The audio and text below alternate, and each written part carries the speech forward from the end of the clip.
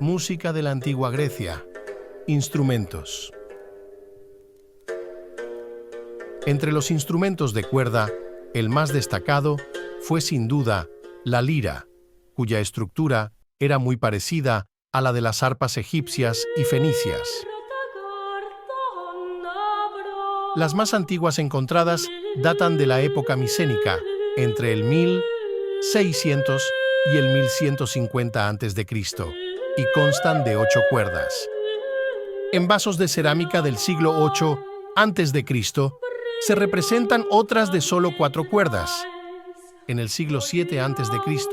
aparecen ejemplos de la lira descrita en los poemas homéricos.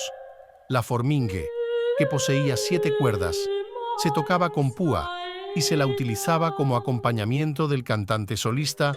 Este instrumento evolucionó pronto a su forma más conocida, la cítara, que tenía una base plana, una caja de resonancia casi rectangular, unos gruesos brazos que sobrepasaban el yugo delgado, que podía pulsarse con los dedos o con el plectro, y que solo era tocada por varones.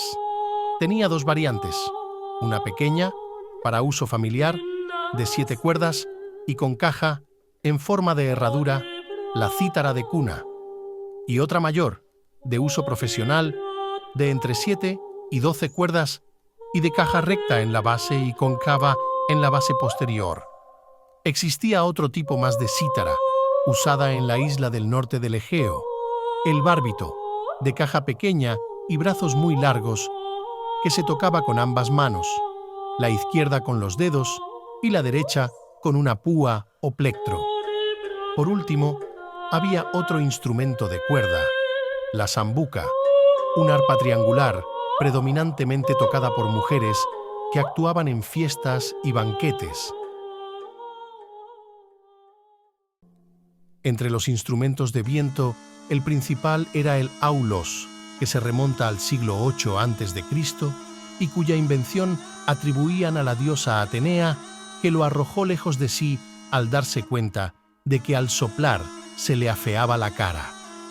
Era una especie de flauta con lengüeta que solía tener incorporada una correa de cuero, la forbeilla que pasaba por los labios, rodeaba las mejillas y se ataba por detrás de la cabeza para mitigar el cansancio.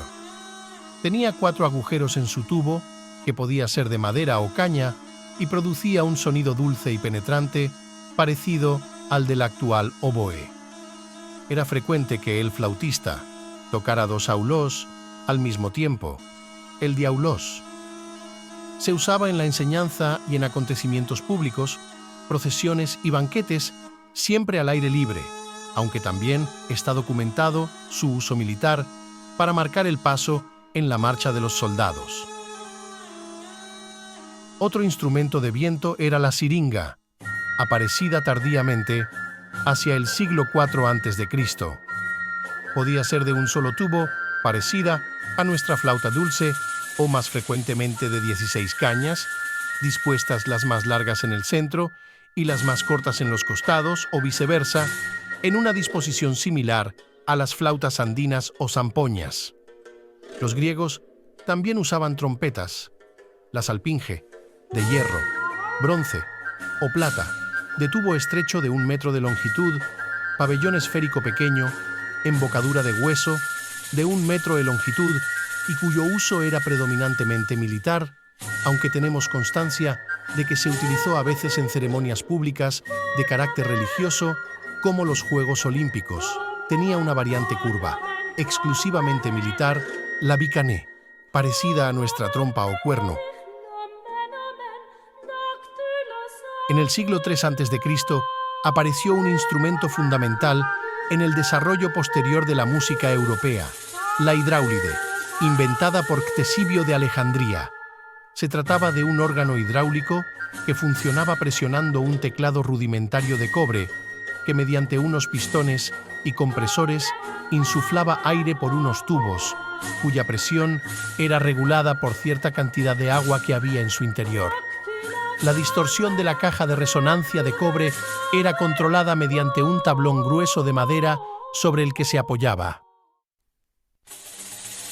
En cuanto a los instrumentos de percusión, contaba con los crótalos, una especie de castañuelas de madera, los címbalos, unos platillos metálicos que se entrechocaban, el tímpano, un pandero de membrana o piel animal tensada en un bastidor, y el roptron, un pequeño tambor.